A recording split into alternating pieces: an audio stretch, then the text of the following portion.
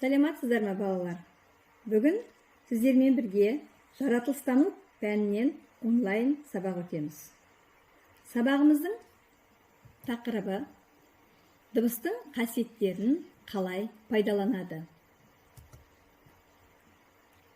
Оқу мақсаттары: дыбыс қаттылығының дыбыс көзі мен қабылдағыш арасындағы қашықтыққа тәуелділігін түсіндіру. Сабақ мақсаттары: дыбыс қаттылығының дыбыс көзі мен қабылдағыш арасындағы қашықтыққа тәуелділігін түсінеді, жануарлардың не үшін дыбыс шығаратынын біледі, дыбыстың қасиеттерін қалай пайдаланатынын біледі. Алдымен балалар, жетелеу сұрақтарына жауап берейік. Мына сұрақтардың жауабын сіздермен бірге талқылаймыз. Балық аулау кезінде неліктен шуламау керек? Өйткені балалар, суда дыбыс күшейіп тезірек таралады екен. Неліктен біз масаның ызыңын қасымызға жақындағанда ғана естиміз? Себебі арақашықтық артқан сайын дыбыс қаттылығы кемейді екен. Тоқылдақтың тоқылдаған дыбысы неге ағаштың кез келген жағынан естіледі? Себебі дыбыс толқындары барлық жаққа таралады екен. Адамзат дыбыс дүниесінде өмір сүреді. Біз адамдардың дауысын, құстың сайрағанын, музыкалық аспаптардың дыбысын, теңіз толқындарының шуын, күн күркіреуін естиміз. Жұмыс істеп тұрған машиналар, қозғалған транспорт және көптеген басқа заттар дыбыс шығарады. Дыбыс дегеніміз балалар, дыбыс көзінен құлағымызға берілетін ауадағы не басқа ортадағы тербелістер екен. Дыбыс газда, сұйықтарда, қатты денелерде әртүрлі жылдамдықпен тарайды екен. Дыбыс көздері табиғи және жасанды болып екіге бөлінеді. Табиғи дыбыс көздеріне жарылыс, найзағай, жел, толқындар жатады екен.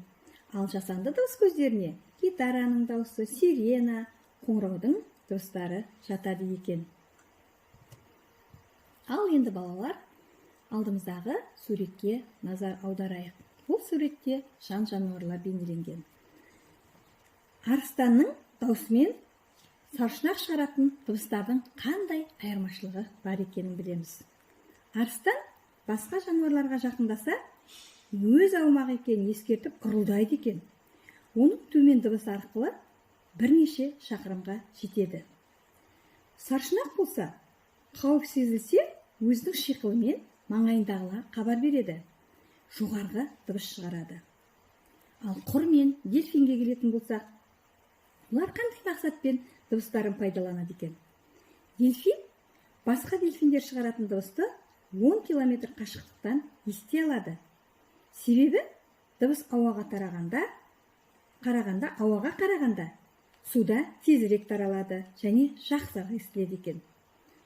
Құр әуелі үдемелі өсіп, сосын жайлап басылатын дыбыс шығарады. Ал әбжылан мен бұлбұл, олар қай кезде дыбыс шығаруы мүмкін?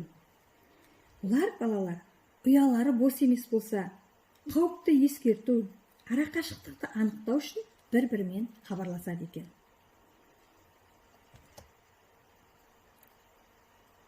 Елік пен итке келетін болсақ, бұл жануарлар қалай естиді? Елік неге құлақтарын үнемі біріп тұрады? Ол неге жақсы ести білуі қажет? Себебі балалар, есту қабілеті жануарлардың өмірін сақтайды екен. Сол арқылы жауының жақындаған дер кезінде ести алады екен. Неліктен цирк үйретушілері иттер ғана еститін ысқырықтарды пайдаланады? Өйткені адамдар біле бермейтін белгі береді екен иттеріне. Немесе полиция қызметкерлеріне келетін болсақ, иттеріне ысқырықпен қылмыскер білмейтін белгі береді екен.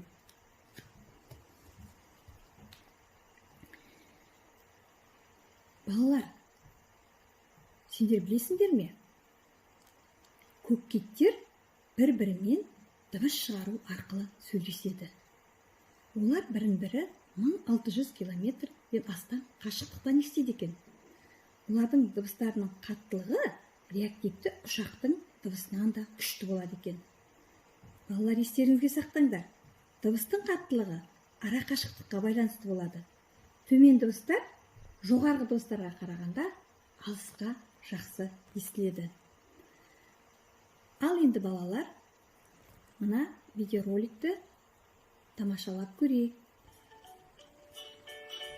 Жануарлар қалай сөйлейді? Аю.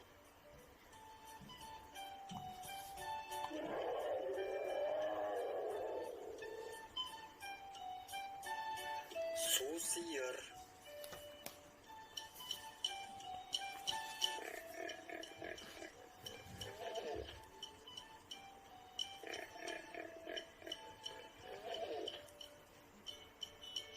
Қабылан.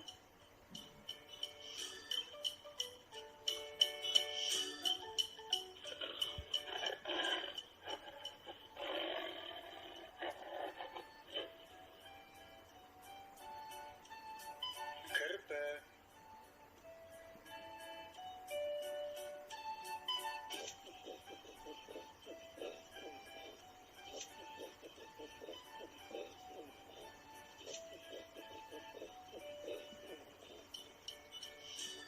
Түлкі.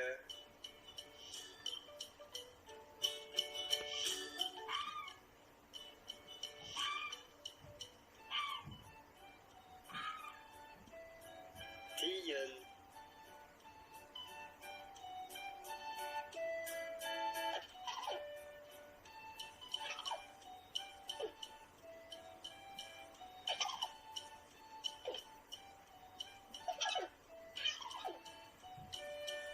Маймыл.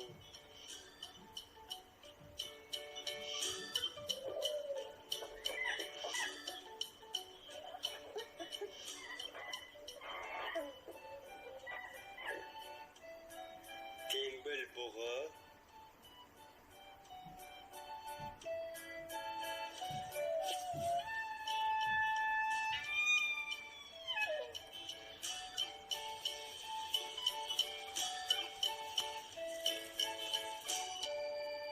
Тасбақа.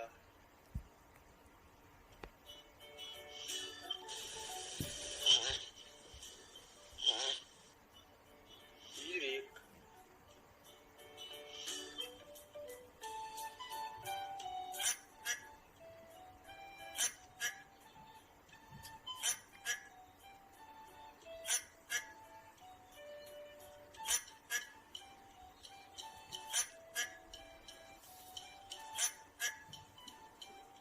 Пингвин.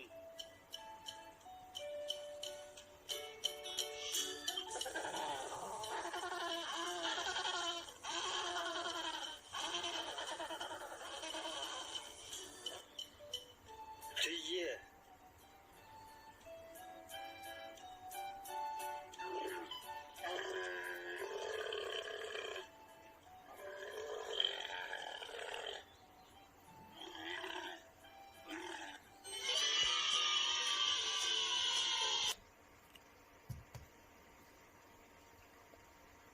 Балалар, сендер жануарлардың қалай дыбыстайтынын естідіңдер. Үйге тапсырма. Жануарлар қай уақытта және не үшін дыбыстайды тапсырмасын орындап келесіңдер. Оқулықтың 62-63 беттерін оқисыңдар. Балалар, сау болыңдар. Осымен сабағымыз соңына да жетті.